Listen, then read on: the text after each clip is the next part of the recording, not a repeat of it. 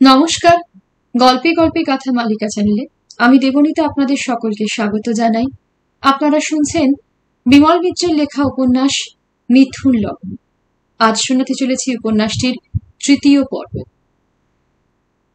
এই ভিন্ন ধরনের উপন্যাসটি আপনাদের কেমন লাগছে উপন্যাসের শেষে কিন্তু অবশ্যই জানাবেন।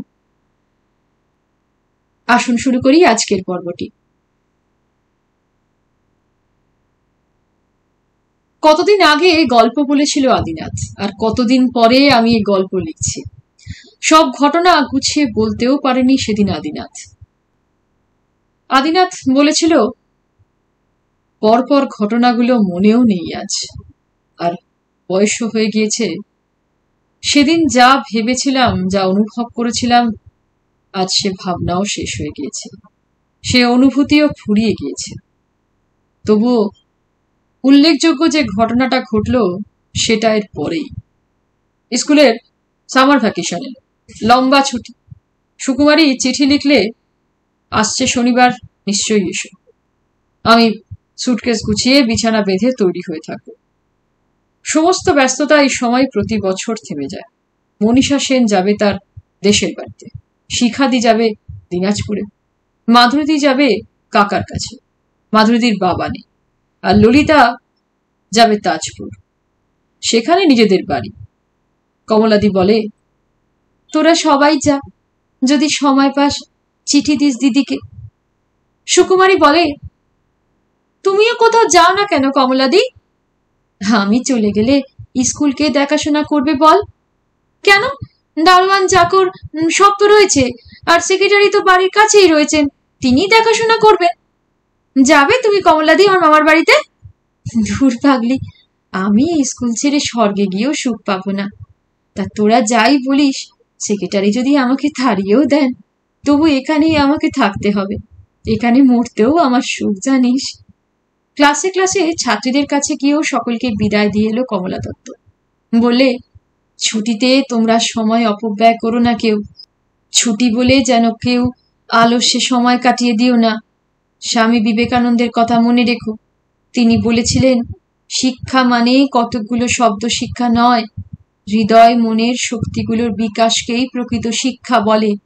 এইভাবে শিক্ষা পেলে তোমাদের মধ্যে থেকেই একদিন সংঘমিত্রা, লীলাবতী, অহল্যাবাই, মীরাবাইয়ের মতো মহীয়সী রমণীর আবির্ভাব হবে।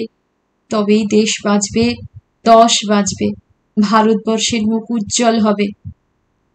আদিনাথও একদিন এসে সুকুমারীকে নিয়ে চলে গেল। কমলা দত্ত বললে, এবার তো আপনারও ছুটি, অনেকদিন এদিকে আর আপনাকে আসতে হবে না। বাক্স বিছানা এসে হাজির হলো দরজার সামনে। সুকুমারী তখনও আসেনি। আদিনাথ শুধু জিজ্ঞেস করেছিল, আপনি কোথাও যাবেন না? কমলা দত্ত শুধু মুখ নিচু করে বলেছিল, আমি স্কুল ছেড়ে কোথাও যাব না, আমার ছুটি নেই। তারপর সবাই চলে গেল একে একে। মনীষা সেন গিয়েছে তার দেশের বাড়িতে, শিখা গিয়েছে দিনাজপুরে, মাধুরী তার কাকার কাছে, আর ললিতা সান্যাল গিয়েছে তাজপুরে, আর সুকুমারী বসু চলে গিয়েছে কালীঘাটে মামিমার কাছে। খা খা করা দুরন্ত দুপুর। ওদিকে গঙ্গার দিক থেকে কখনো কখনো হাওয়া এসে বিপর্যস্ত করে দেয় সারা স্কুল বাড়ি। জানলা দরজার পর্দায় লেগে এসে হাওয়া এখানে এসে ঘরগুলোর মধ্যে ঢুকে শুধু হা হা শব্দ করে আবার ফিরে যায়। কমলা দত্ত তখন হয়তো এক মনে নিজের একটা সেমিজ সেলাই করছে, কিংবা রোদে ভিজে চুলগুলো শুকোতে দিয়েছে। একবার ফাঁকা বাগানের ভেতর গিয়ে দাঁড়ায়। একটা কাক মুখে ময়লা নিয়ে এসে বসতে যাচ্ছিল বারান্দার রেলিংয়ে, হাত উঁচিয়ে তাড়িয়ে দিলে কমলা দত্ত, কেবল নোংরা করবার মতলব। এবার বর্ষার পর পুজোর ছুটিতে বাড়িটা রং করাতে হবে, জানলা দরজাগুলোতে রং দিতে হবে। অনেক ভাবনা, অনেক পরিকল্পনা কমলা দত্তর। আবার বিকেলের দিকে একবার এসে নিজের আপিস রুমে বসে। সকালে আর বিকেলে একবার করে আপিস রুমে না বসলে যেন বেকার মনে হয় নিজেকে, মনে হয় যেন কাজে ফাঁকি দিচ্ছে সে, যেন সেক্রেটারির বিশ্বাসের অপমান করছে সে। তারপর কোনো না কোনো কাজের ছুতোয় সেক্রেটারির বাড়ি গিয়ে হাজির হয়। সেক্রেটারি বলেন, বসো। তারপর হাতের কাজগুলো সেরে নিয়ে বলেন, এই দেখো, ইউনিভার্সিটি থেকে চিঠি এসেছে। এগিয়ে দেন চিঠিটা। কমলা দত্ত প্রতিটি লাইন মনোযোগ দিয়ে পড়ে। পড়লে? হ্যাঁ। সুতরাং ছুটির পরই এআরপি ক্লাস বসবে। সপ্তাহে একদিন, শনিবারই ভালো। সকলকে বলে দিও শনিবার দিন কোনো টিচার যেন স্কুলে ক্লাসের পর বেরিয়ে না যায়। ARP class compulsory. বাড়ির ভেতরে গেলেই আল্লাদি মাসিমা জিজ্ঞেস করেন, আজকে কি রান্না হলো রে তোদের? তারপর ঘোড়ার গাড়িতে উঠে আবার নির্জন স্কুলে ফিরে আসে। এসে পুজো আহ্নিক আছে, নিজের পড়া আছে।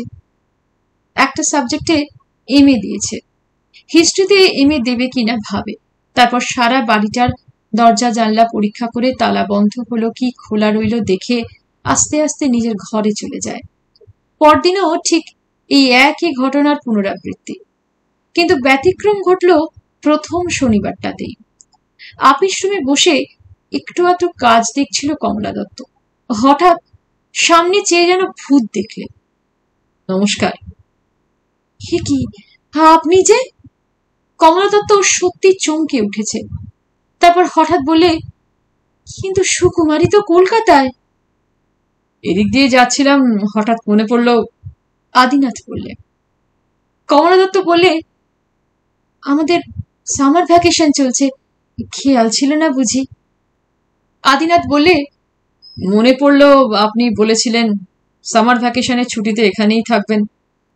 কমলা দত্ত বললে, হ্যাঁ, আমি সামার ভ্যাকেশনের সময় বরাবর এখানেই থাকি। খুব ফাঁকা ফাঁকা লাগে না বাড়িটা? এখনো অভ্যেস হয়ে গিয়েছে, আর আমার যাবারও তো কোনো জায়গা নেই। আদিনাথ এ কথার পর আর কোন কথা পারবে বুঝতে পারলে না। কমলা দত্তই প্রথম নিস্তব্ধতা ভাঙলে। সুকুমারী কেমন আছে? ভালোই, তার সঙ্গে এখন আর তেমন দেখা হবার সুবিধে নেই। কেন? আমাদের মেলামেশা তো প্রকাশ্যে হয় না তেমন, আর মামার বাড়িতে সারাদিন সংসারে কাজে ব্যস্ত থাকতে হয় তাকে, ফুরসত হয় না। আর এই স্কুল খুললেই তখন আবার শনিবার শনিবার দেখা হবে এখানে। এরপর আর কোনো কথা হয় না। অনেকক্ষণ অস্বস্তিতে বসে বসে অস্থির হয়ে ওঠে কমলা দত্ত। আদিনাথ লক্ষ্য করে নিজেই বিব্রত বোধ করে যেন। বলে, এবার আমি উঠি তাহলে। সে কি হয়, এত দূর এলেন?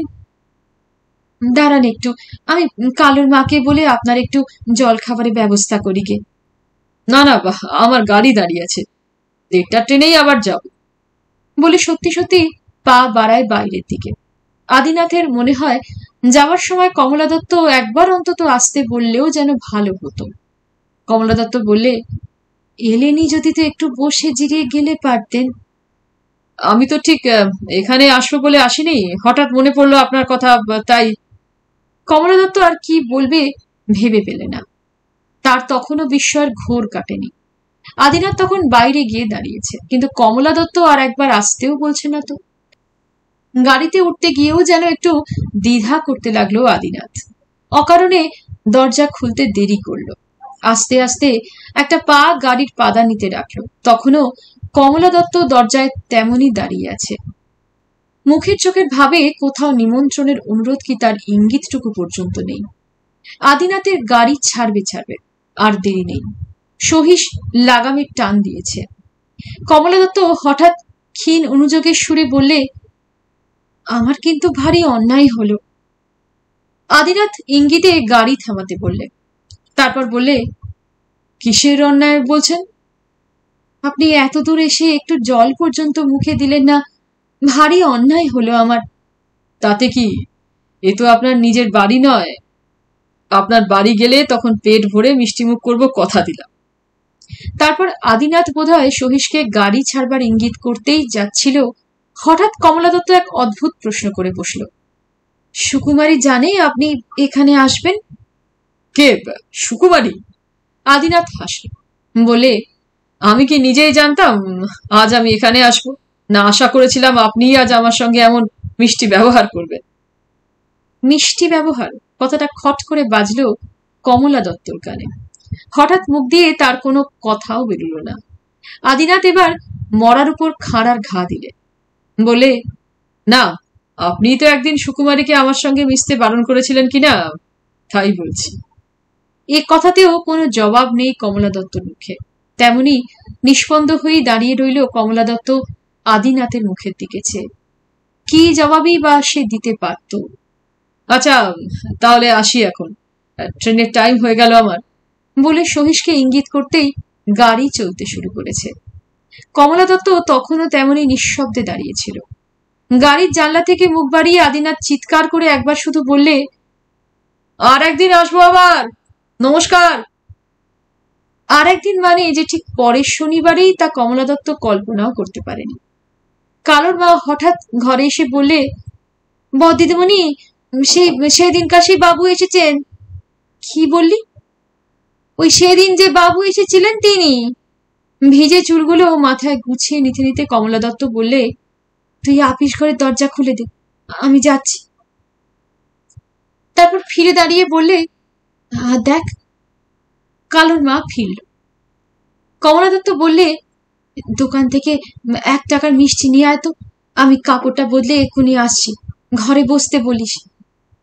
শাড়িটাকে আটোসাটো করে গায়ে এঁটে পরিপাটি করে এসে আপিস ঘরে দাঁড়ালেন কমলা দত্ত।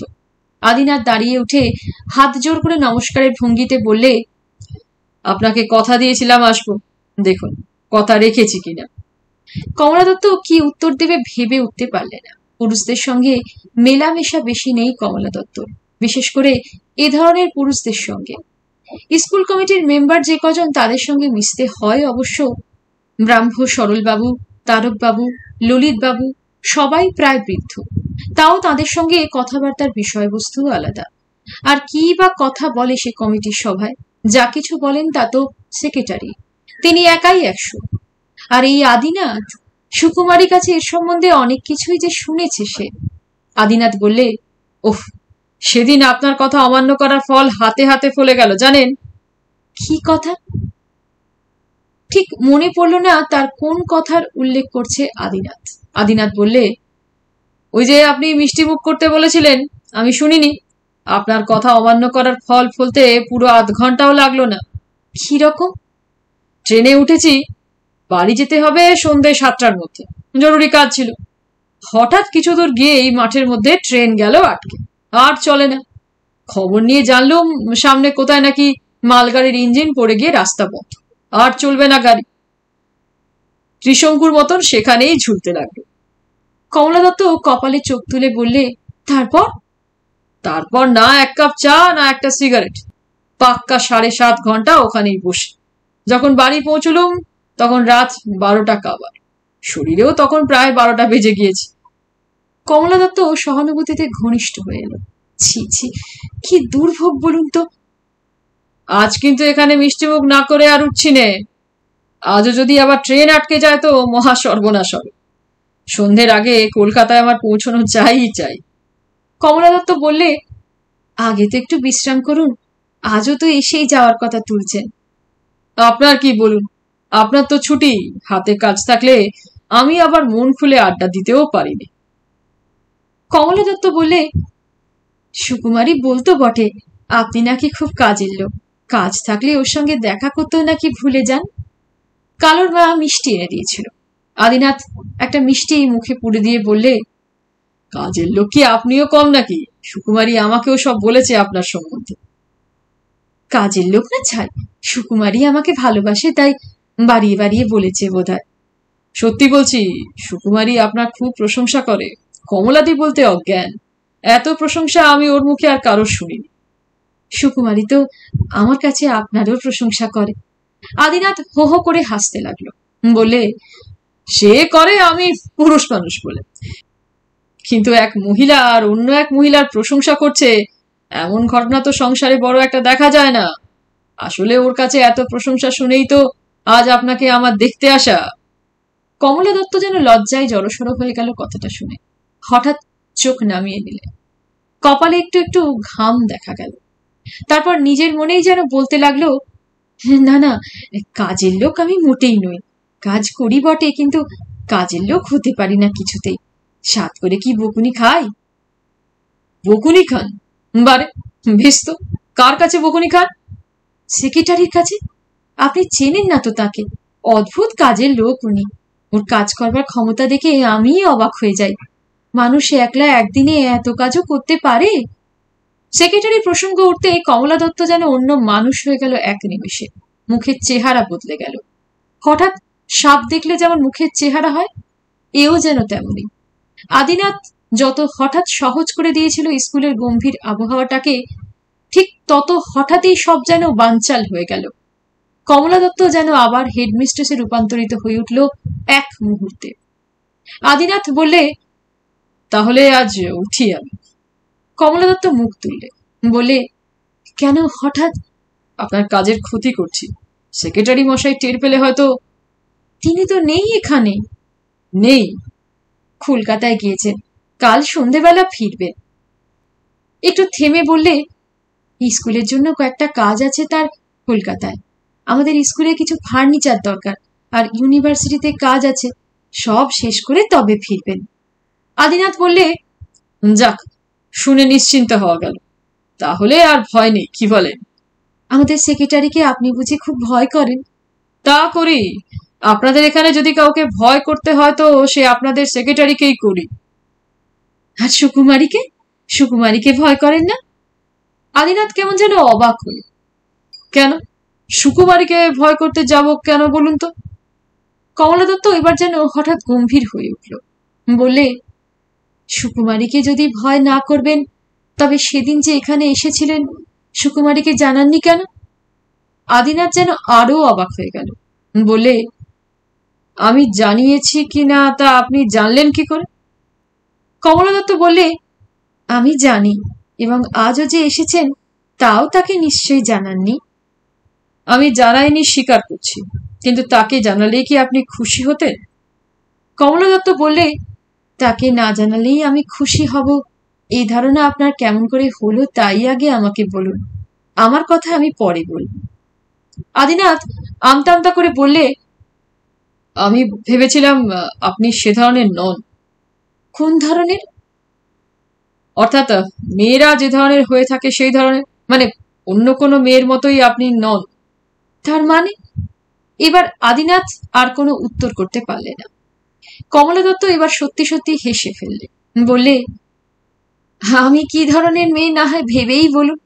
আপনাকে আমি ভাবতে সময় দিলাম, আপনি ভাবুন বসে বসে, তারপর বলবেন। কিন্তু ভাবতে আর হলো না আদিনাথের। কমলা দত্তর মুখের হাসি দেখেই ঠিক উত্তরটা মনে এসে গিয়েছে তার। বলে, আপনাকে সাধারণ মেয়ের মতো ভাবতে আমার সত্যি খারাপ লাগে কমলা দেবী। মনে হয় আপনি যেন অনেক উঁচুতে। ঘর সংসার, তেল নুন মশলার কথা ভাবা যেন আপনার পক্ষে শোভা পায় না। এই স্কুল তো ছোট, এই প্রতিষ্ঠান যদি আরো বড় হয়, ইউনিভার্সিটি হয়, তারও মাথার উপর থাকলে যেন আপনাকে মানায়। কালুর মা হঠাৎ ঘরে ঢুকল। বলে, দিদিমণি, কলে জল এসে গিয়েছে। কমলা দত্ত এতক্ষণে যেন সচেতন হয়ে উঠল। আদিনাথ বললে, আমি এবার বরং উঠি। না না, বসুন। আপনার সঙ্গে গল্প করতে করতে কখন যে বিকেল হয়ে গিয়েছে টেরই পাইনি। মিছিমিছি আপনার সময় নষ্ট করে দিলাম খানিকটা। ছি, ও কথা বলবেন না। কাজ করতে ভালোবাসি বলে কি সারাদিন কাজই ভালো লাগে কারো? আপনি এলেন, তবু যা হোক একটু গল্প করা গেল। কত বছর পরে যে এমন গল্প শুনলুম তার ঠিক নেই। সত্যি আপনাকে দেখলে আমার হিংসে হয়। আপনার মতো যদি কাজ করবার ক্ষমতা পেতাম। অতি প্রশংসা নিন্দেরই নামান্তর, জানেন তো? আদিনাথ বললে, আপনার সামনে বলেই নয়, সুকুমারী আর আমি দুজনেই আপনার আড়ালেও প্রশংসা করি। কমলা দত্ত আবার হাসল। বলে, প্রশংসা শুনে শুনে আমার কান ঝালাপালা হয়ে গেল আদিনাথ বাবু। বরং নিন্দে শুনতেই আমার ভালো লাগে। তাই তো নিন্দে শুনতে আর বকুনি শুনতেই সেক্রেটারির কাছে রোজ যাই আমি। আপনার নিন্দে যে করে তাকে ঠিক। কমলা দত্ত বলে, তিনি অবশ্য আমার ভালোর জন্যই বলেন। বলেন, ঘর সংসার গৃহস্থালী তো সবাই করে কমলা, ওর জন্য যথেষ্ট লোক আছে। দেশের সেবা করবার লোক কজন পাবে? আমি ভাবি আমি কতটুকুই বা মানুষ, কি বা আমি জানি, আর কি বা আমার সামর্থ্য। তবু চেষ্টা করছি যতটুকু আমার ক্ষুদ্র বুদ্ধির দ্বারা হয়। এই 30 বিঘে জমি, এই সবটাই সেক্রেটারির দেওয়া। এখনো অনেক জমি খালি পড়ে আছে। আপনি ভেতরটা দেখেছেন? না। আসুন না, আপনাকে দেখাই। বলে চেয়ার ছেড়ে উঠল। উঠে বললে, আসুন, এখন তো স্কুলের ছুটি, অন্য সময় বাইরের পুরুষ মানুষরা এদিকে বিশেষ আসতে পায় না। আঁটোসাঁটো দেহটা নিয়ে কমলা দত্ত অন্য দরজা দিয়ে ভেতরের উঠোনে এসে দাঁড়ালো। আদিনাথও সঙ্গে সঙ্গে উঠে পেছনে এসে দাঁড়িয়েছে। কমলা দত্ত আঙুল দিয়ে দেখাল, ওই যে একতলা বাড়িটা দেখছেন, ওইটাই আমাদের আদি বাড়ি। ওইখানে আগে প্রাইমারি স্কুল ছিল, সে আদিকালের কথা। আমি এইখান থেকেই পাশ করি। তারপরে পাশের দোতলা বাড়িটা হয় মাইনর স্কুল, তারপরে 3তলা বাড়িটা এখন নতুন হাই স্কুল হয়েছে। আদিনাথ চারদিকে অবাক হয়ে চেয়ে দেখছিল। ভেতরে এত জায়গা, এত বিরাট সাজানো গাছপালা। কমলা দত্ত নিজের শরীরটার মতো সমস্ত পরিবেশটাই আঁটোসাঁটো পরিষ্কার পরিচ্ছন্ন। কমলা দত্ত বললে, ওই যে ওদিকে দেখছেন পুকুরের পাশে খানিকটা খালি জায়গা, আমাদের প্ল্যান ওইখানে আমাদের মেয়েদের জন্য ফিজিক্যাল কালচারের ঘর হবে, আর তার পাশেই হবে নতুন বাড়ি। কলেজ হলে ওইখানে হবে ফিজিক্স আর কেমিস্ট্রি ল্যাবরেটরি আর মিউজিয়াম, যা কিছু বলুন। তারপর আরেকদিকে আঙুল দিয়ে দেখিয়ে বললে, আর ওই যে মধ্যেখানে একটা ফাঁকা মাঠ দেখছেন, ওইখানে হবে একটা হল, মিটিং টিটিং হবে, কেউ বিখ্যাত লোক এলে তো ওখানে বক্তৃতার ব্যবস্থা হবে তখন। আর ওইখানে ওই পূব দিকের কোণে হবে একটা হাসপাতাল, স্কুলের ডাক্তার থাকবেন ওইখানে, ওর পাশেই। আদিনাথ কিন্তু এসব কিছুই দেখছিল না। এসব কথা আদিনাথের সব জানা। সুকুমারী তাকে অনেকবার বলেছে। সুকুমারী বলতো, কমলাদি কেবল দিন রাত ওইসব কথাই ভাবে, যে আসে তাকে দেখায় কোথায় হবে কলেজ, কোথায় হবে হাসপাতাল, কোথায় ল্যাবরেটরি। আর একটা কথা মনে পড়লো আদিনাথের। সুকুমারী বলেছিল, কালোর মার ছেলে যেদিন মারা গেল কলেরা হয়ে, সেদিন কি কাণ্ড! আমরা তো সবাই হাহুতাশ করছি, কালোর মা আছড়ে পিছড়ে কাঁদছে, আর কমলাদি? মনীষাদি বললে, কি পাথর মন রে ভাই কমলাদি। মাধুরীদি বললে, মায়ের পেটের ভাই বোন তো নেই কমলাদির, তাই এমন কঠিন মন ওর। সেক্রেটারি এলেন, কমলাদিও সঙ্গে গেল। স্কুলের লাগোয়াই কালোর মার বাসা। লোক দিয়ে মরা ছেলেকে বার করে নিয়ে এলেন। ছাড়তে কি চায়, মরা ছেলেকে আঁকড়ে পড়ে আছে কালোর মা। বলে, বাচ্চাকে আমার ছাড়বো না গো। এক ধমক দিলে কমলাদি। মেয়ে মানুষের গায়ে কে আর হাত দেবে? শেষে কমলাদি কালোর মাকে দুহাতে চেপে ধরল, আর ওরা ছেলেকে মায়ের কোল থেকে ছিনিয়ে নিয়ে গেল। তারপর ঘরের বিছানা পত্তর টেনে নিয়ে গিয়ে বাইরে পুড়িয়ে ফেলা হলো। কমলাদি বলেছিল, তোমাদের মতো অত নরম হলে স্কুল চালানো যায় না ভাই। সুকুমারী বলেছিল, আমাদের সকলের তখন চোখ ছলছল করছে কান্নায়। আহা, কালোর মার একমাত্র ছেলে, কিন্তু কমলাদির চোখ শুকনো খটখটে একেবারে। পরের মাসে কালোর মার মাইনে থেকে কমলাদি 5 টাকা মাইনে কেটে নিলে। কালোর মা কাঁদো কাঁদো হয়ে বললে, আমার 5 টাকা মাইনে তুমি কেটে নিলে বদ্দিদিমণি। কমলাদি বললে, ও মাসে তোমার কদিন কামাই ছিল মনে নেই কালোর মা? কামাই আমি আবার কবে করলুম বদ্দিদিমণি? শোনো কথা, তোমার ছেলে মারা যাওয়ার সময় কাজ করেছো তুমি? কালোর মা ডুকরে কেঁদে উঠল, বললে, তা বদ্দিদিমণি, আমি কি সাত করে কামাই করেছি গো? মায়ের প্রাণ হলে বুঝতে বদ্দিদিমণি নারীর টান কি জিনিস। কমলাদি বললে, তোমার মোটে একটা ছেলের নারীর টান, আর আমাকে যে 500 মেয়ের ভালো মন্দ দেখতে হয়, 500 মেয়ের ভাবনা ভাবতে হয়। স্কুল তো আর তোমাকে চালাতে হয় না কালোর মা, তুমি কি বুঝবে? ছুটি যদি তোমার পাওনা থাকতো তবে কোনো কথা থাকতো না। আমাকে তো স্কুলের আইন মেনে চলতে হবে, সেক্রেটারির কাছে সব কাজের জবাবদিহি করতে হবে। তখন তো তুমি আমায় ঠেকাতে আসবে না কালোর মা। কমলা দত্ত তখনও খুঁটিয়ে খুঁটিয়ে সব দেখাচ্ছে আদিনাথকে। তার অনেক স্বপ্ন, অনেক বাসনা, অনেক আকাঙ্ক্ষা। সেক্রেটারি কমলা দত্তকে বলেছেন, তুমি সাধারণ নও কমলা, ঘরকন্যার জীবন নয় তোমার। মনে রেখো, ভগবান তোমাকে সব বন্ধন থেকে মুক্ত করেছেন এক মহৎ উদ্দেশ্য নিয়ে। ছোটবেলায় সেক্রেটারি একদিন পড়াতে পড়াতে বলেছিলেন, অনেকেই তো আটলান্টিক পাড়ি দিয়ে আমেরিকায় পৌঁছতে পারত, কিন্তু কেন পারেনি জানো? তাদের বিশ্বাস ছিল না, লক্ষ্য স্থির ছিল না, সে ছিল শুধু এক কলম্বাসের। রামমোহন সেনমশাইয়ের সঙ্গে আল্লাদি বউয়ের বিশেষ কথা হতো না, কথা বলবার সময় হতো না, বলতে সাহসও হতো না তার। কর্তার মেজাজই আলাদা। লেখাপড়া বিষয়পত্র নিয়ে তিনি নিজের মনেই কাজে ব্যস্ত থাকতেন। আল্লাদি বউ নিজের কাজটা নিজে দেখলেই সব সুশৃঙ্খলে চলত। ছেলে মেয়ে হয়েছে বছর বছর বটে, কিন্তু একটাও মানুষ করতে হয়নি নিজের হাতে, নিজে শুধু প্রসব করেই খালাস। তারপর বাড়িতে নিকট দূর নানান সম্পর্কের লোক আছে, মাসি পিসি জেঠি খুড়ি, সংসারের সঙ্গে জড়িয়ে আছে তারা। এবারের কর্তাগিন্নি ছেলে মেয়ে নাতি পুতির তদ্বির তদারক সেবা যত্ন করতেই তাদের রাখা।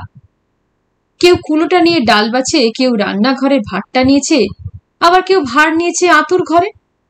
এমনই নানান কাজ। গিন্নির ছেলে হয়, মেয়ের ছেলে হয়, নাতনির ছেলে হয়, একজন না একজনের লেগেই আছে। আতুর ঘর এ বাড়িতে খালি পড়ে থাকে না কখন, সুতরাং কাজও তাদের অফুরন্ত। এক একটা সন্তান প্রসব করছে আহ্লাদি বউ, আর জীবন সংশয় ঘটেছে তার। ডাক্তার বদ্যি ওষুধপত্তর এলাহি কাণ্ড বেঁধেছে অন্দরমুখে, কিন্তু সংসারে গতিচক্রে কোথাও গ্রন্থি পড়েনি তা বলে। বাইরে সদর বাড়ি থেকে টেরও পায়নি আমলা কাছারির লোক। ছেলেরা ঠিক সময় ভাত পেয়েছে, জামাইরা ঘড়ির কাঁটা ধরে চা পেয়েছে। কর্তার খাবার নিয়মের এতটুকু ব্যতিক্রম হয়নি কোনো দিন সেজন্যে। 7টা বাটি সাজিয়ে চব্যচস্য সমস্তই পাতের সামনে জোগানো হয়েছে। তিনি এসবের ঊর্ধ্বে বরাবর নিজের উচ্চ সৌধে স্বর্গবাস করেছেন। কমলা দত্ত জ্ঞান হওয়ার পর থেকে এই সংসারে মানুষ হয়েছে, এই আবহাওয়ায় কাটিয়েছে অনেক দিন পর্যন্ত। একে একে সমবয়সীদের বিয়ের সম্বন্ধ হয়েছে, তাদের বর এসেছে, আবার আতুর ঘরে গিয়ে তারা যথা সময়ে সন্তানও প্রসব করেছে। কিন্তু কেন জানি না কি কারণে বাড়ির অন্যান্য গলগ্রহ আত্মীয় স্বজনের সঙ্গে এক পংক্তিতে কখনো পড়েনি কমলা দত্ত। কমলা দত্তর একটু বয়স হওয়ার সঙ্গে সঙ্গেই আহ্লাদি বউ ডেকে শাড়ি দিয়েছেন, গয়না দিয়েছেন। বাড়ির অন্য ছেলেমেয়েরা প্রীতি দিয়েছে, শ্রদ্ধা দিয়েছে। আহ্লাদি বউ হয়তো বলেছেন, হ্যাঁ গো, কমলার বয়স হলো, এবার ওর বিয়ে থার ব্যবস্থা করো। কর্তা বলেছেন, কমলা এবাড়ির মেয়ে নয়, ওর জন্যে তোমাদের ভাবতে হবে না। কর্তা নিজের পাশে বসিয়ে কমলা দত্তকে দিনের পর দিন লেখাপড়া শিখিয়েছেন। বলেছেন, তুমি এবাড়ির কেউ নও, সুতরাং এবাড়ির কোনো জিনিসটাই গ্রহণ করো না তুমি। তোমার জন্য সব পথ খোলা রইল। তোমার ইচ্ছে মতোই তোমার জীবন গড়ে উঠুক, এই আমার ইচ্ছে। কমলা তখন প্রাইমারি পরীক্ষায় পাশ করেছে। বললে, আমি আরো লেখাপড়া করব। সেক্রেটারি বললে, বেশ, পড়ো, পড়াশোনা নিয়েই থাকো। ওই স্কুল তাহলে আমি মাইনর স্কুল করে দেব। এমনই করে কমলাও বড় হয়েছে, স্কুলও বড় হয়েছে। কমলা দত্তর সঙ্গে প্রতিযোগিতা করে সেদিনের ছোট স্কুল আজ বাড়তে বাড়তে এই অবস্থায় এসে দাঁড়িয়েছে। এবার কমলা দত্ত কোথায় যাবে? সুতরাং স্কুল আরো বাড়াও, কলেজ কর। আদিনাথ বললে, তারপর? তারপর উনি বলেছেন এটা ইউনিভার্সিটি করে দেবেন। আদিনাথ বললে, তারপর? কমলা দত্ত আদিনাথের মুখের দিকে চাইলে, বলে, তারপর আমি তো আরম্ভ করে দিয়ে গেলাম, অন্য কেউ এসে হয়তো একদিনের ভার নেবে, আমি আর কতদিন? আমার কাজ ভালোভাবে চলবে এইটে ভেবেই আমি শান্তি পাবো। তাছাড়া জানেন তো, ব্যান্ডেল অনেক পুরনো জায়গা। এককালে আরো খুব ভালো জায়গা ছিল, যখন ইস্ট ইন্ডিয়া কোম্পানি কলকাতায় রাজত্ব করেছে। ওখান থেকে সাহেবরা ছুটি কাটাতে, স্বাস্থ্য বদলাতে এখানে আসতো। এখানে ছিল পর্তুগিজদের আড্ডা। এখনো কত দেখবার জিনিস আছে এখানে, আপনি দেখেছেন? আদিনাথ বললে, না, কিছুই দেখা হয়নি আমার। সে কি, এতদিন আসছেন শনিবার শনিবার, গাড়ি ভাড়া করে কলকাতায় যাচ্ছেন আসছেন, আর ব্যান্ডেলটাই দেখেননি? আদিনাথ বললে, দেখবার সময় পেলুম কই? চিনি এখানকার মধ্যে শুধু ব্যান্ডেল স্টেশনটা আর আপনাদের এই স্কুলটা, এর বাইরে আমার কাছে সব ফাঁকা। কমলা দত্ত বললে, সুকুমারীকে নিয়ে একদিন দেখলেই পারেন। তবেই হয়েছে, সুকুমারীও আমার মতো নতুন লোক এখানে, দেখাতে পারেন একা আপনি। সত্যি আমার দেখবার বড় ইচ্ছে, দেখাবেন? কমলা দত্ত চুপ করে রইল। আদিনাথ বললে, হো, বুঝেছি, সেক্রেটারি হয়তো কিছু মনে করবেন না। তারপর একটু থেমে বললে, তাহলে আজকেই চলুন না, আজ তো সেক্রেটারি এখানে নেই। কমলা দত্ত বললে, তার চেয়ে আপনি আসছে শনিবারে বরং আসুন। আসছে শনিবারে সেক্রেটারি থাকবেন না বুঝি? না, সেদিনে ওকে কলকাতায় যেতে হবে। তাই নাকি? হ্যাঁ। তবে তাই আসবো। আদিনাথ আস্তে আস্তে ঘরের বাইরে এসে দাঁড়াল। কমলা দত্ত দরজার কাছে এসে দাঁড়িয়েছে। আদিনাথ হঠাৎ ফিরে দাঁড়িয়ে বললে, কিন্তু আপনি আমার সেই কথাটার তো জবাব দিলেন না। কোন কথা? ওই যে আপনি বললেন সুকুমারীকে লুকিয়ে এখানে এসেছি, তা আপনি কি করে জানলেন? কমলা দত্ত এবার হেসে উঠল, বলে, সুকুমারী আমাকে চিঠি লিখেছে যে। আপনাকে চিঠি লিখেছে? হ্যাঁ, তাতে আপনার কথা লিখেছে কিনা, লিখেছে আপনি নাকি বড় ব্যস্ত, তার সঙ্গে দেখা করবার সময়ও পান না। তারপর একটু থেমে কমলা দত্ত বললে, ব্যস্ত যে কত তা তো দেখতেই পাচ্ছি। দুটো শনিবার পর পর আমার সঙ্গে দেখা করবার সময় তো আপনার হলো। কিন্তু আপনি যেন আবার সে কথা সুকুমারীকে চিঠিতে জানাবেন।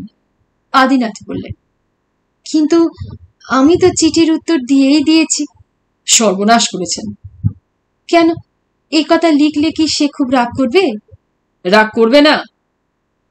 কমলা দত্ত বললে, কেন, রাগ করবার কি আছে? আপনি কি কিছু অন্যায় করেছেন?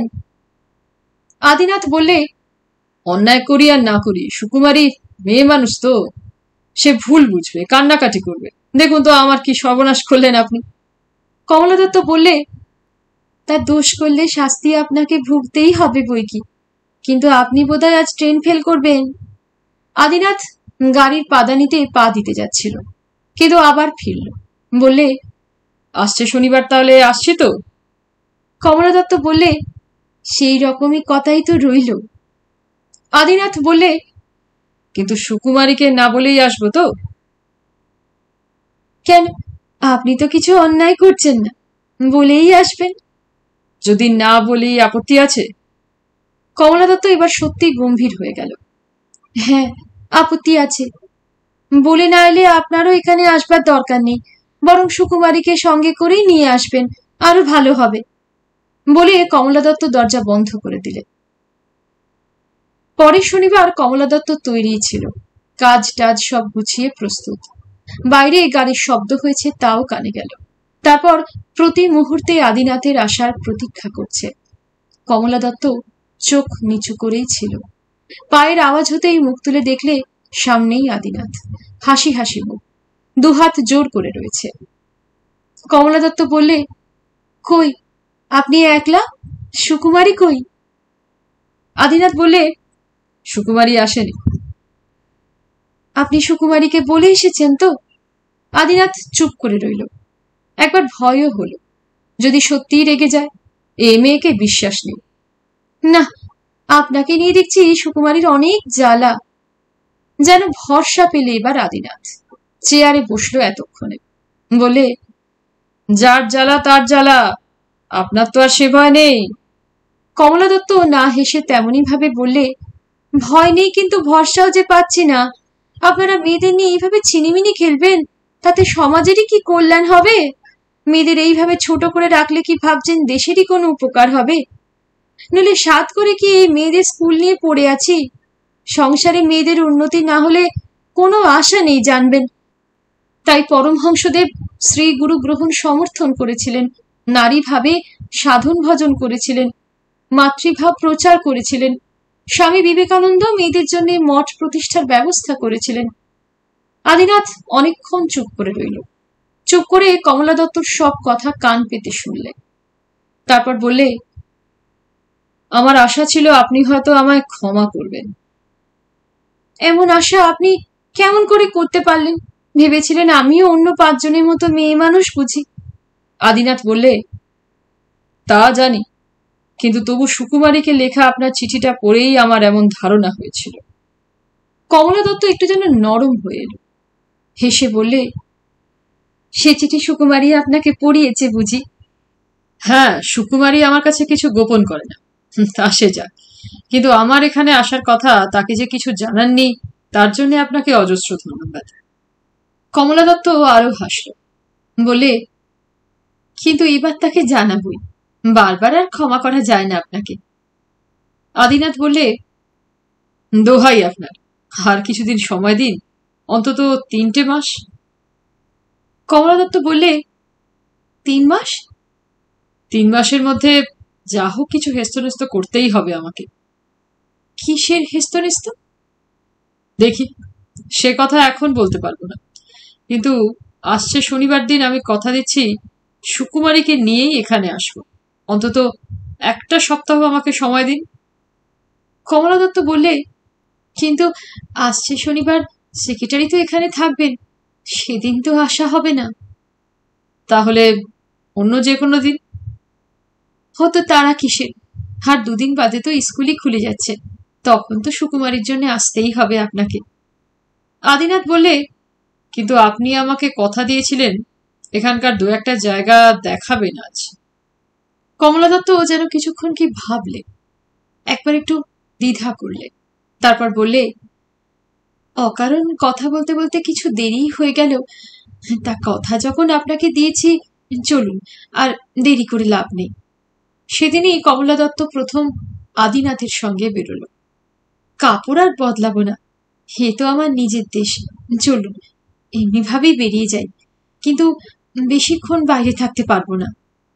আদিনাথের ভাড়া করা গাড়ি দাঁড়িয়েছিল। কমলা দত্ত ভেতর থেকে মুখটা একটু মেজে ঘষে এলো, খোপাটাও একটু গুছিয়ে নিলে। চলুন, যখন ছাড়বেন না তখন যাই। কালুর মা এসে পেছনের দরজা বন্ধ করে দিলে। কমলা দত্ত গাড়ির দরজা খুলে একটা পা তুলল, আর একটা পা তখনও মাটিতে। ডান পায়ের টান পড়ে কাপড়টা একটু সরে গিয়েছে।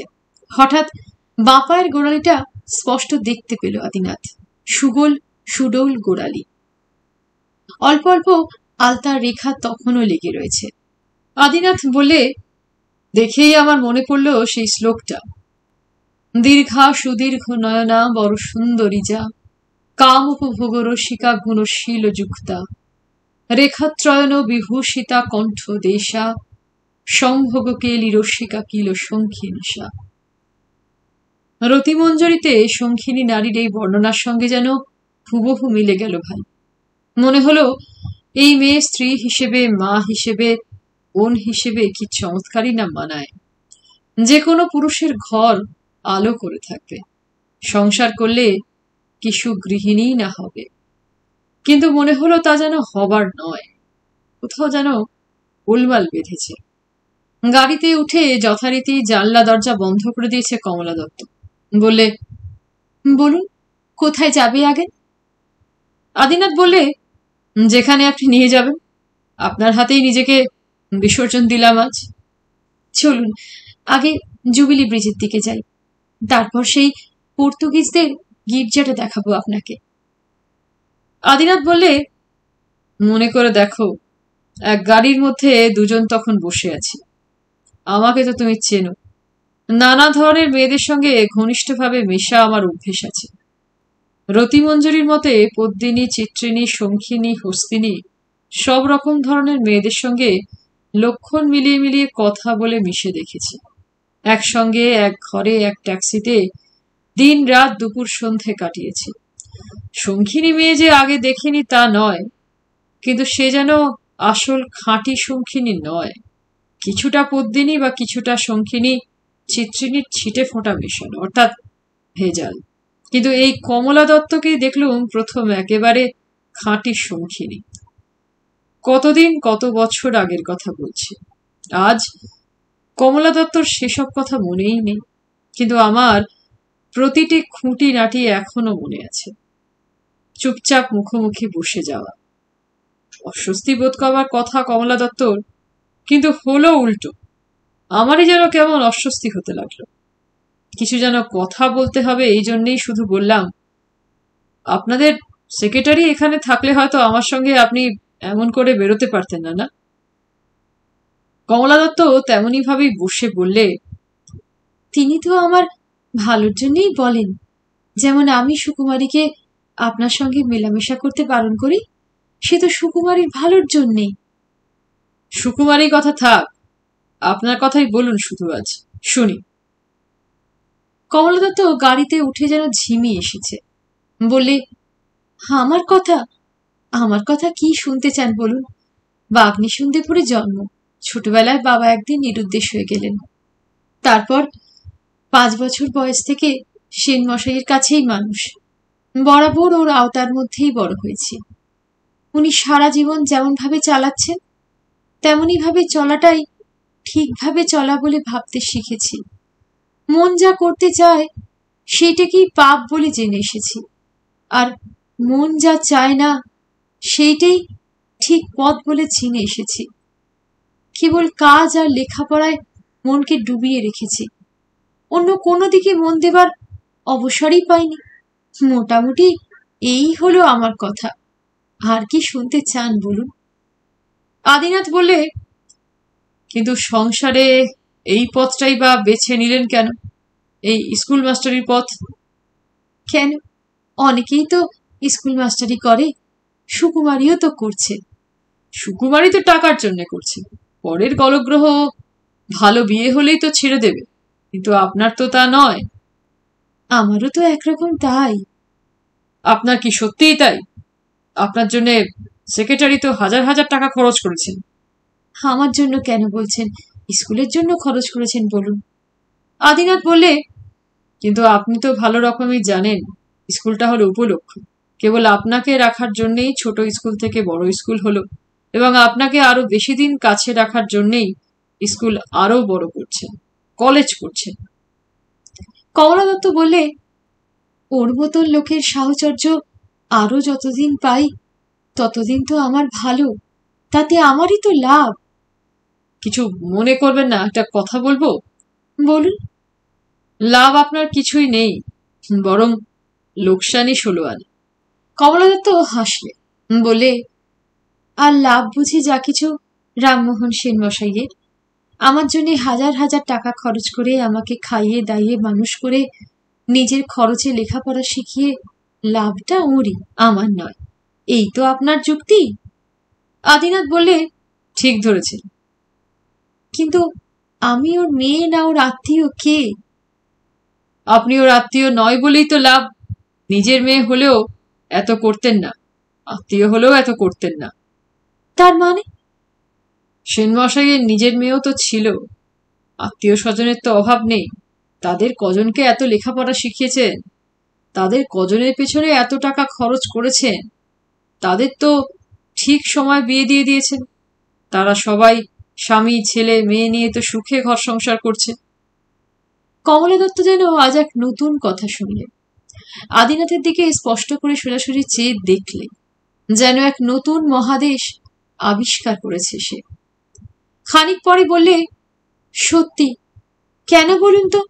আপনার কি মনে হয় আমার বেলাতে এই স্কুল কি কলেজ, এই আশ্রম ত্যাগ আমি ওর মেয়েদের থেকে সত্যিই আলাদা? নইলে আমার জন্য তিনি কেন এত করেন? কেন বলবো না, থাক। বলে আদিনাথ চুপ করে রইল।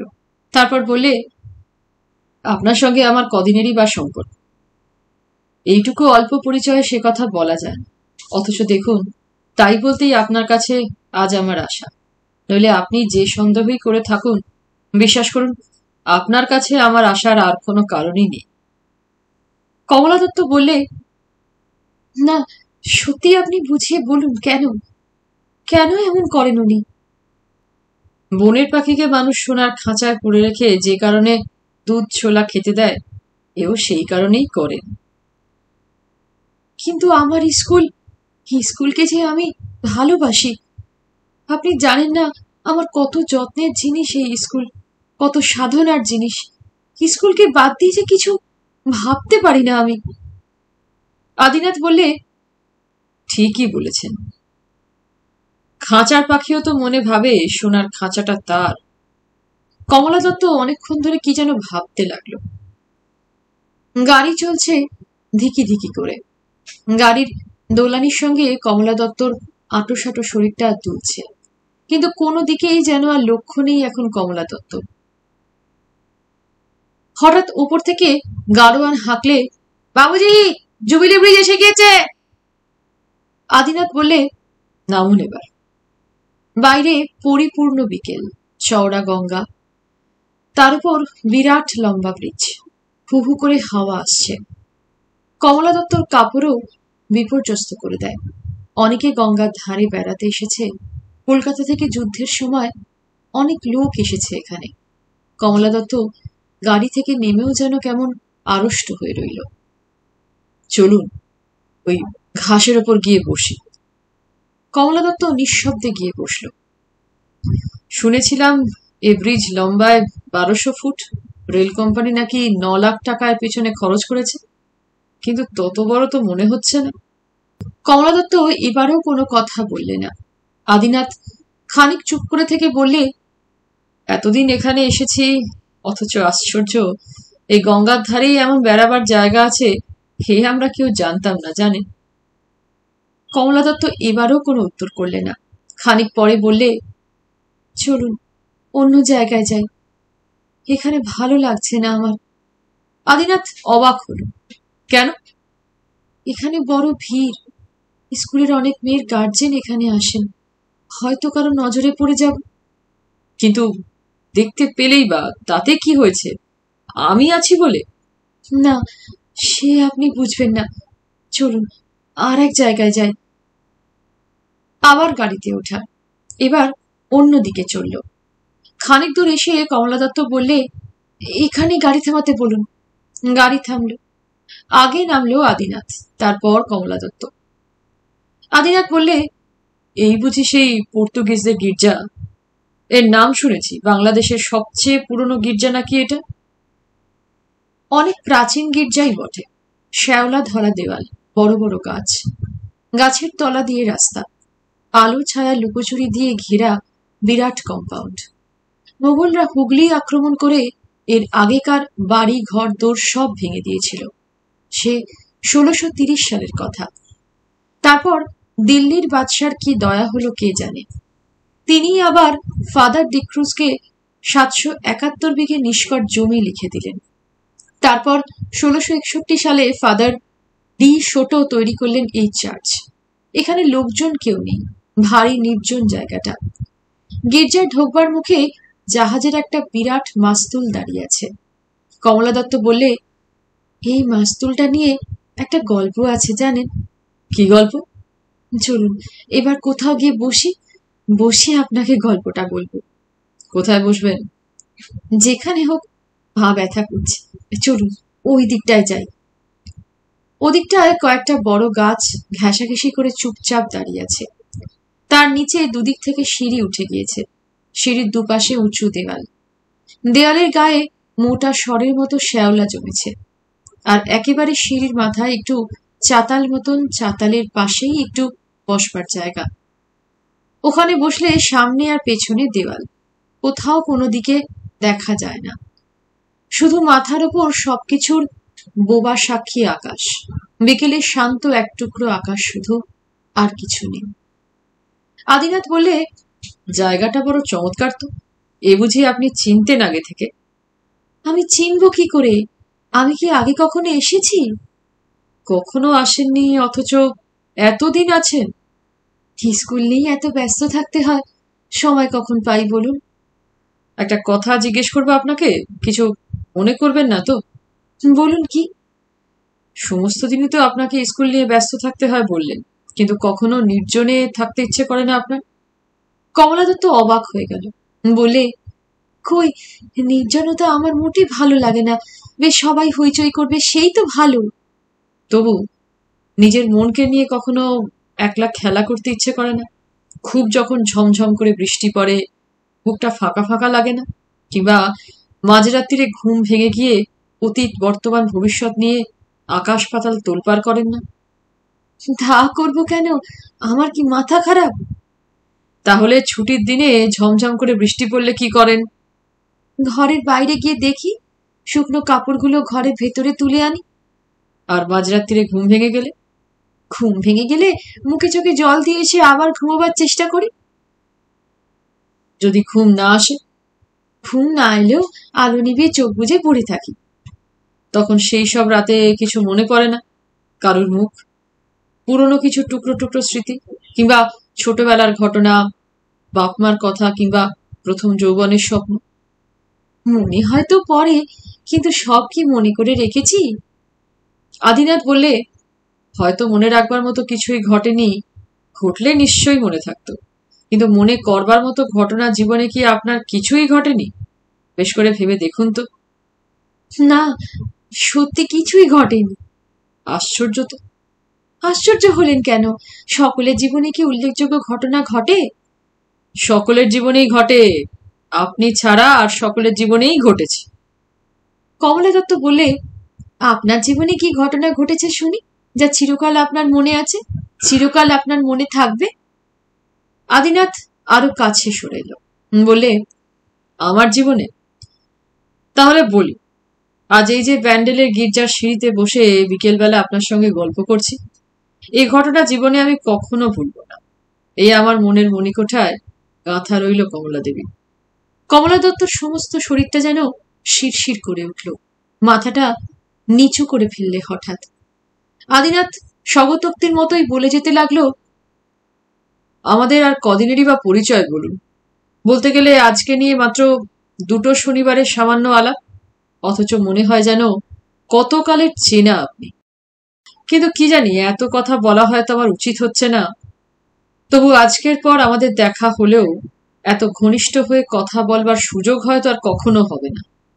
কিন্তু যেদিন বুড়ো হয়ে যাব, চোখে ছানি পড়বে, তখন এইটুকু মনে করেই কেবল শান্তি পাবো যে কমলা দত্ত নামে একটি মেয়ের সঙ্গে একদিন ব্যান্ডেল গির্জার সিঁড়ির চাতালে বসে বিকেলের আলোয় দুদণ্ড যেমন শান্তি পেয়েছিলাম, এমন আর কোনোদিন কোথাও পাইনি কারোর কাছে। কমলা এবারেও চুপ করে রইল। আদিনাথ বলতে লাগলো, আপনার এই স্কুল একদিন বড় হবে, আপনার যশ একদিন আরো ছড়াবে। সেদিন হয়তো আমি এখান থেকে অনেক দূরে, বাংলাদেশের বাইরে অন্য কোথাও অখ্যাত অবজ্ঞাত অবস্থায় দিন কাটাবো। কেউ আমাকে চিনবে না, জানবে না, তবু এইটুকু সান্ত্বনা নিয়ে বাঁচবো যে আমি কমলা দত্তকে চিনি। কমলা দত্তর সঙ্গে একত্র নির্জনে বসে একদিন গল্প করেছি। একদিন কমলা দত্ত তার কাজের ক্ষতি করে আমার সঙ্গে গল্প করেছেন। যতটুকু বা যত ক্ষণকালেরই হোক, সেই স্মৃতি আমার অক্ষয় হয়ে থাকবে। কমলা দত্ত তবু মুখ তুললে না, নখ দিয়ে দেওয়ালের শ্যাওলা খুঁড়তে লাগলো। শুধু বললে, আপনি কি এইসব কথা বলতে এখানে এসেছিলেন আজ? কি কথা বলতে এসেছিলাম তা তখন আমার নিজেরও জানা ছিল না, আর থাকলেও এখন আর আমার তা মনে নেই। কমলা দত্ত তেমনি শ্যাওলা খুঁড়তে খুঁড়তেই বললে, আমার সঙ্গে মিশে কেউ যে এত আনন্দ পায় তা আমি ধারণাই করতে পারিনি, সত্যি। আর কেউ পায় কিনা জানি না, কিন্তু আমি পেয়েছি। আমার স্বাদ মিটে গিয়েছে, আমি আর কিছু চাই না। কমলা দত্ত বললে, এক একবার তাই ভাবি, ঘর সংসার তো সবাই করে, আমি হয়তো চেষ্টা করলেও পারবো না। ছোটবেলায় মেয়েরা পুতুল খেলে, পুতুলের বিয়ে দেয়, ঘর কন্যার খেলা করে। আমাকে সেনমশাই যে তাও কখনো করতে দেননি, বলেছেন আমার জন্য ওসব কিছু নয়, আমি অন্য মেয়ের থেকে আলাদা। আদিনাথ বললে, ওটাই আলাদা নন, দোহাই আপনার। আপনি বোন হন, স্ত্রী হন, মা হন, কে বলে আপনাকে মানাবে না? কমলা দত্ত চুপ করে তখনও নখ দিয়ে শ্যাওলা খুঁজছে। একসময় শুধু বললে, আমার যে ভয় করে। কিচ্ছু ভয় নেই, বোন হতে চেষ্টা করুন দেখি, ঠিক ভাই পাবেন। স্ত্রী হতে চেষ্টা করুন, ঠিক স্বামী পাবেন। মা হতে চেষ্টা করুন, সন্তান পাবেন। আসল কথা, আপনি সত্যিকারের মেয়ে মানুষ হন। কমলা দত্ত যেন একটু মৃদু হাসলো এবার। আমি মেয়ে মানুষ নই তো কি শুনি? আপনি খাঁচার পাখি, আবার বনের পাখি হন না, হতে চেষ্টা করুন না, আপনাকে চমৎকার মানাবে, দেখবেন। কথাটা বলে শ্যাওলা ধরা দেওয়ালটার দিকে হঠাৎ তার নজর পড়তেই আদিনাথ অবাক হয়ে গিয়েছে। এতক্ষণ ধরে কমলা দত্ত নখ দিয়ে শ্যাওলা খুঁড়তে খুঁড়তে কখন যে নিজেরই অজ্ঞাতে স্পষ্ট করে তার নামটা লিখে ফেলেছে, সে খেয়ালই তার ছিল না। কমলা দত্ত স্পষ্ট লিখে ফেলেছে আদিনাথ। আদিনাথ হঠাৎ এক কাণ্ড করে বসলো, খপ করে কমলা দত্তর হাতটা ধরে ফেলেছে, বলে, দেয়ালে আপনি যা লিখেছেন তা মুছতে পারবেন না, কিছুতেই মুছতে পারবেন না। কমলা দত্ত হঠাৎ লেখাটা দেখে লজ্জায় লাল হয়ে উঠেছে। ছি ছি, কখন আদিনাথের নামটা লিখেছে সে, কথা বলতে বলতে তার নিজেরই তখন খেয়াল ছিল না। আদিনাথের হাত থেকে নিজের হাত দুটো ছাড়িয়ে নিয়ে লেখাটা মুছে দিতে গেল, বলে, না না, ছি ছি, কি ভাবলেন আপনি, ছি। কিন্তু আদিনাথ ছাড়বে না।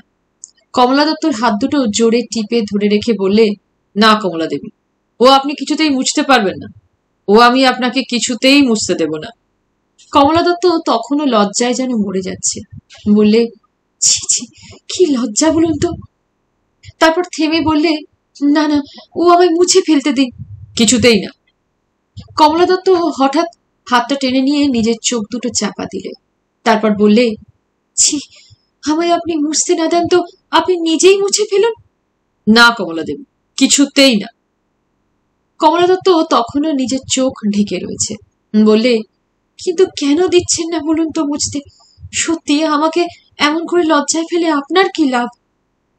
আদিনাথ বললে, থাক, ও নাম ওখানে অমনি ভাবে থাকবে। আপনি যে এক মুহূর্তের জন্য মেয়ে মানুষ হয়েছিলেনও, তার সাক্ষী হয়েই থাক। কিন্তু আপনি তো সাক্ষী রইলেনই।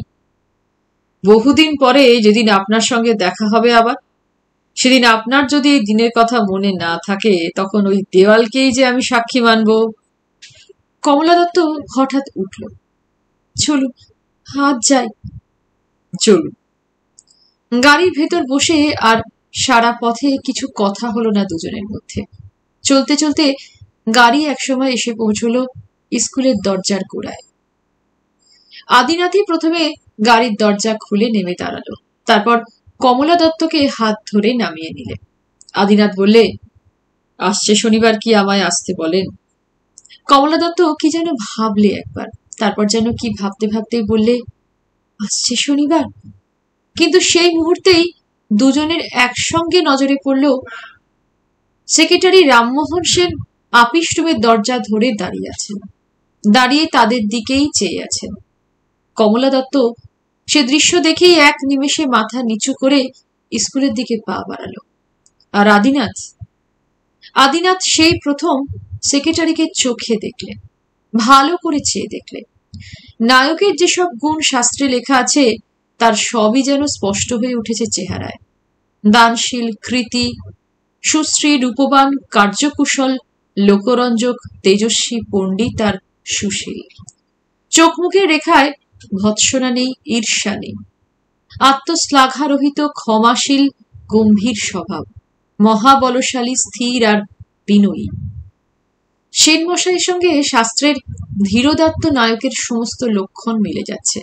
বাইরে থেকে তার কোনো তফাৎ নেই যেন। আর তারপর সেই গাড়িতেই স্টেশনে এসে আদিনাথ আবার কলকাতায় ফিরে গেল।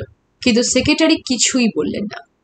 একবার জিজ্ঞেস পর্যন্ত করলেন না কমলা দত্তর সঙ্গে যিনি এসেছিলেন সে ভদ্রলোক কে। কমলা দত্ত বললে, আপনি কি অনেকক্ষণ এসেছেন? সেনমশাই বললেন, না, কাজ হয়ে গেল, তাই 4টে ট্রেনেই চলে এলাম। নতুন বছরে গ্র্যান্ডটা স্যাংশন হলো? স্যাংশন হয়ে পড়েই ছিল, শুধু ডিপার্টমেন্ট থেকে চিঠি ডেসপ্যাচ হতেই যা দেরি হচ্ছিল, সেইটে একেবারে ইস্যু করিয়ে নিয়ে এলাম আর কি। কথাটা বলে সেক্রেটারি নিজের বাড়ির দিকেই চলতে লাগলেন। কমলা দত্ত অনেকক্ষণ সেই দিকে দাঁড়িয়ে রইল। তারপর বললে, আমায় কিছু বলবেন কি? না, বলে সেক্রেটারি যেমন যাচ্ছিলেন তেমনই চলতে লাগলেন। কিন্তু শুধু সেই দিনই নয়, এ সম্বন্ধে কোনোদিনই আর কিছু বললেন না তিনি। তারপর কতদিন গিয়েছে কমলা দত্ত সেক্রেটারির বাড়িতে। কাজের প্রসঙ্গে নানা আলোচনা হয়েছে।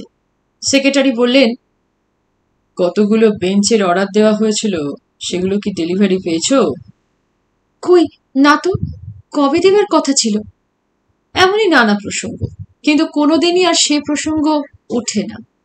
বাড়ির ভেতরে যাওয়ার পথে সেনমশাইয়ের ছোট মেয়ে মিন্টুর সঙ্গে দেখা। কমলা দত্ত জিজ্ঞেস করলে, হ্যাঁ রে, তোর মা কি করছে রে? মা তো ঘুমোচ্ছে। জানো কমলাদি, মা ছেলে হবে। ধুর, কে বললে? বলে মিন্টুকে কোলে তুলে নিলে। হ্যাঁ কমলাদি, মেজো খুড়ি বলেছে যে। চল, আমি তোর মেজো খুড়ির কাছে যাই দেখিনি। আল্লাদি মাসিমা তখনও শুয়েছিলেন। কমলা দত্তকে দেখে বললেন, ও মা, ও কি রে, ওকে আবার কোলে নিতে গেলি কেন? তোর কাপড় ময়লা করে দেবে যে। তা দিক না মাসিমা, কাপড় ময়লা হলে কি মহাভারত অশুদ্ধ হয়ে যায়? আল্লাদি মাসিমা বললেন, ও মা, তোর মুখে নতুন কথা শুনছি যেলো। তুই তো কখনো ছেলে পেলে ছুঁতিস না না আগে। হ্যাঁ রে, বালা জোড়া কি নতুন গড়ালি নাকি রে? কমলা দত্ত বললে, গড়াতে যাব কেন বলো দেখিনি মিছিমিছি? এ বালা জোড়া তুমি তো আমাকে দিয়েছিলে, মনে নেই? ছিলই তো বাক্সে পোড়া, কি মনে হলো সেদিন, তাই পড়লুম। ভালোই তো মা, পড়বে বই কি, মেয়ে মানুষ হয়ে জন্মেছ, গয়নাগাটি পড়বে বই কি, গয়না না পড়লে যে মেয়ে মানুষকে ন্যাড়া ন্যাড়া লাগে। সে প্রসঙ্গ এড়াবার জন্য কমলা দত্ত বললে, কেমন আছো তুমি মাসিমা? আল্লাদি মাসিমা চিৎপাত হয়ে শুয়েছিলেন। এ কথায় হাত পা আরো ছড়িয়ে দিলেন তাকিয়ার ওপর। বললেন, কি অরুচি যে হয়েছে মা, কি বলবো, এমন আগে কখনো হয়নি। কিচ্ছু পেটে যায় না, মুখে কিছু দিয়েছি কি অমনি সঙ্গে সঙ্গে বমি, শুধু চা গিলে বেঁচে আছি। তো দেখ না এদের কাণ্ড, এত গন্ডা লোক রয়েছে বাড়িতে, 4টে বাজতে গেল, এখনো এক বাটি চা পেলাম না মা, এদের আক্কেলটা তুই দেখ মা। মাঝে মাঝে রান্নাঘরের দিকেও যায় কমলা দত্ত। বলে, কি গো, কেমন আছো মেজ দিদিমা? কি খবর তোমাদের? মেজ দিদিমা পিড়িটা এগিয়ে দেয়, বলে, এসো মা লক্ষ্মী, এসো, তোমরা বেশ আছো মা, লেখাপড়া নিয়ে বেশ আছো। আমাদের 8 বছর বয়সে বিয়ে হলো, শাঁখ বাজলো, আর 10 বছর যখন বয়স, মা পুকুর ঘাটে নিয়ে গিয়ে হাতে নোয়া শাঁখা শীতের সিঁদুর মুছে দিয়ে কাঁদতে বসল। বললে আবাগির কপাল পুড়ল।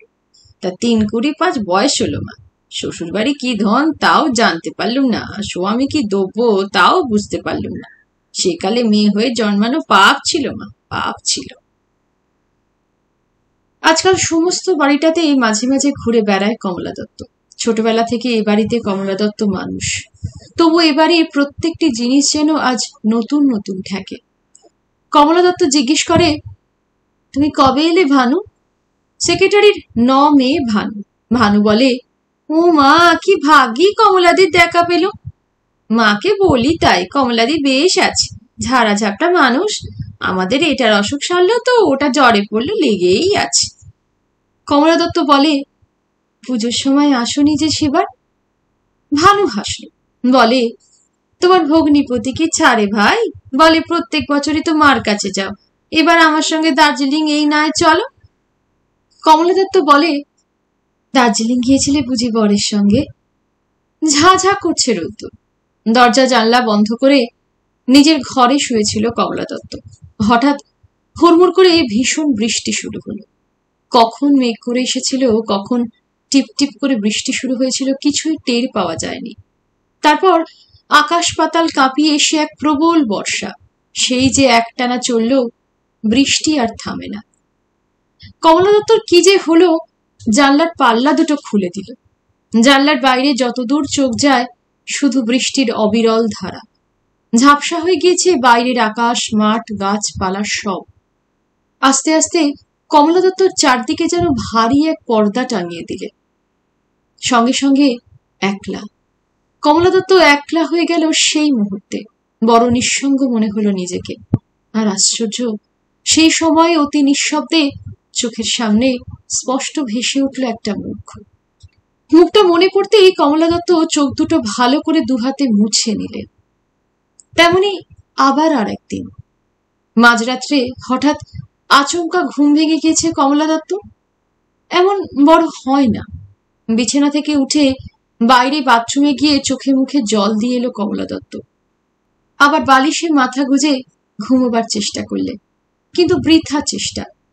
আবার চোখে মুখে মাথায় জল ছিটিয়ে দিলে, আবার বালিশে মুখ গুজে রইল, কিন্তু কিছুতেই কিছু হলো না। বাইরে গভীর অন্ধকার, সব নিস্তব্ধ। ছাদের উপর অনেক উঁচুতে আকাশ দিয়ে বুঝে একটা পাখি উড়ে যাচ্ছিল। একটা কক কক শব্দ কানে আসে। ঝিঝি পোকাগুলো বেড়ার ধার থেকে এক টানা ডেকে চলেছে। কমলা দত্ত জানলার ধারে দাঁড়িয়ে সব দেখছে, এসব শুনছে। এমন সময় আশ্চর্য, অতি নিঃশব্দে চোখের সামনে স্পষ্ট ভেসে উঠল একটা মুখ। সেদিনও মুখটা মনে পড়তে কমলা দত্ত চোখ দুটো 2 হাতে মুছে নিলে। কিন্তু পরের শনিবার দিন কমলা দত্তর কেমন যেন ভয় ভয় করতে লাগলো। আজ আদিনাথ না এলেই যেন ভালো হয়। আদিনাথ 2 দিন মাত্র এসেই তাকে যেন আমূল বদলে দিয়ে গিয়েছে। এখন যেন সে অন্য মানুষ।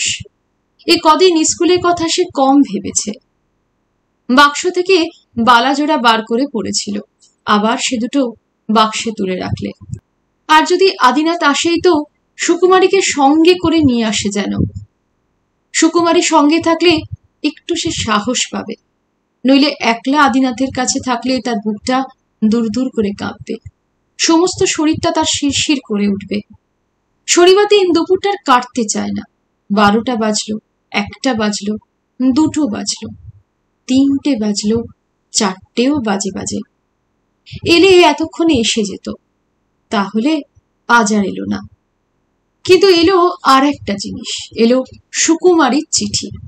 সুকুমারী লিখেছে, কমলাদি, তোমার চিঠি পেয়ে কি আনন্দই যে পেলাম কি বলবো। তুমি ভালো আছো জেনে সুখী হলাম। ওকে তোমার চিঠিটা দেখিয়েছি, তোমার হাতের লেখার খুব প্রশংসা করলেও।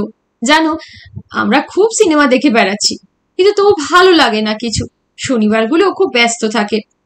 শনিবারে আমার সঙ্গে দেখা হয় না ওর। গত 2টো শনিবারই আমি তোমার সঙ্গে দেখা করতে যাবো ভেবেছিলাম ওকে নিয়ে, কিন্তু ওর নাকি হাতে খুব কাজ ছিল। ব্যান্ডেলে যেতে পারবে না বললে। মামার বাড়িতে সংসারে সব কাজ করে আর একটুও ছুটি পাই না। আমি ছিলুম না এতদিন, কোনো অসুবিধে হয়নি। এখন আমি এসেছি আর সবাই হাত গুটিয়ে বসেছে। হাঁড়ি ধরা থেকে জুতো সেলাই পর্যন্ত সব। কবে যে এর থেকে রেহাই পাবো কে জানে। আসছে পারোই আমাদের স্কুল খুলবে। 11 তারিখে 3টে ট্রেনে ওর সঙ্গে গিয়ে পৌঁছবো। মনীষাদি, মাধুরীদি, লীলাদি আর সকলের খবর কি? কবে আসছে সব? কলকাতায় খুব ব্ল্যাকআউট শুরু হয়ে গিয়েছে। রাত্রে রাস্তায় বেরোতে গা ছমছম করে। রাস্তার আলোগুলোতে সব ঠুলি পড়িয়ে দিয়েছে, চারদিকে ব্যাফেল ওয়াল তুলেছে। যা হোক, আশা করি ভালো আছো। দেখা হবে শিগগির। ইতি। আজকের মতো শেষ করছি বিমল মিত্রের লেখা উপন্যাস মিথুন লগ্ন। আপনাদের কেমন লাগছে জানাবেন। ভালো লাগলে লাইক করবেন, আর আমার চ্যানেলের অন্যান্য গল্প উপন্যাসগুলিও শুনে দেখবেন। ভালো থাকবেন। ধন্যবাদ।